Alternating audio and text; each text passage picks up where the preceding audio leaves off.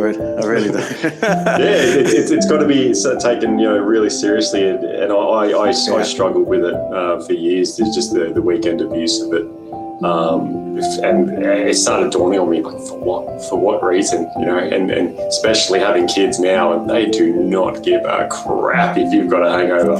And I remember having one of the juiciest hangovers of my life, and my daughter's just like up and ready to play, and I'm like, I don't think I can do this again. No thanks. Yeah. Ingrained in me, the relationship with my dad back then was that he'd come home, 5:30, 6 o'clock at night, and he'd just be berating us for not, having a tidy house and not maintaining, not checking all the chores off the list sort of thing every day. And so there was a lot of fear around that. A lot of fear of when Dad come home, we're all going to get in trouble, and it was, he never really led with physical abuse. There was some occasion of that, but it wasn't like he was a physical abuser, but the psychological abuse, the intimidation, the aggression, the anger, the rage, that was his power. His power was pure intimidation.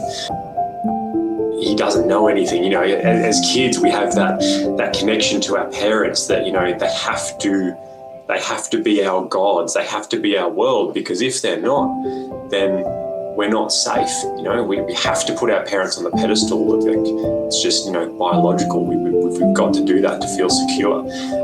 And that dynamic really started shifting around that age. Was a couple of days actually after my 18th birthday. So I finished school as a 17-year-old, and I turned 18 in March, just after I'd finished my year 12. And there was the discussion of rent come up, like board, we call it board down here, where you get a job now, you've got to start paying board, and my parents asked for money that I thought was too high at the time.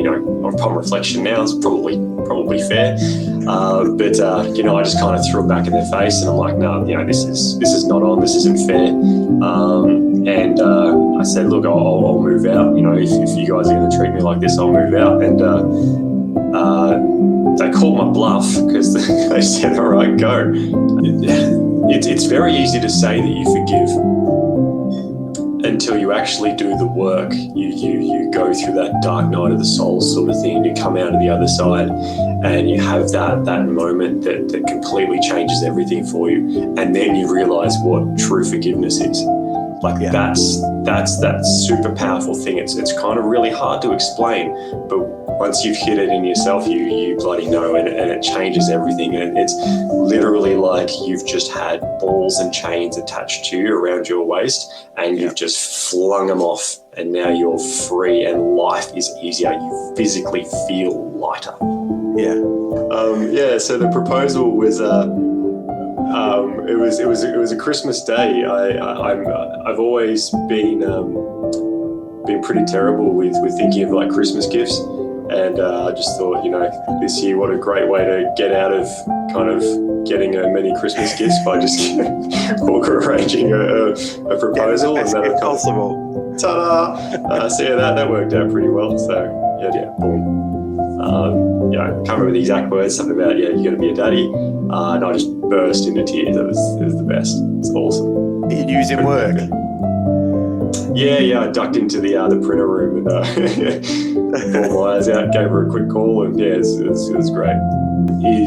Is my daughter actually, when she was just probably 1.5, one morning she woke up and she couldn't put weight on her legs. And 24 hours later, she was on an operating table getting parts of her skull removed to relieve swelling on her brain. Now, if you were to look at me pre that situation, I was this guy who was the smart ass, the one who thought he knew it all, had everything in control, and would use my intellect to tell myself or make myself feel like I was in control, or everyone else was less than me. Kind of, that's that toxic, judgmental persona I took on to to make myself feel safe. And that moment in the hospital, when that was happening with my daughter, it was that moment I realized that, one, I knew absolutely nothing about what was happening at that moment. And two, I had zero control. So the guy who thought he knew everything and controlled everything to make sure that, nothing went wrong, in my eyes, all my power was gone. And it was that moment that really started this kind of snowball effect of me going, what have I been doing with my life? Because it's all just come undone in front of me. This illusion has just fallen. And after the surgery, she was in a coma for 2 weeks.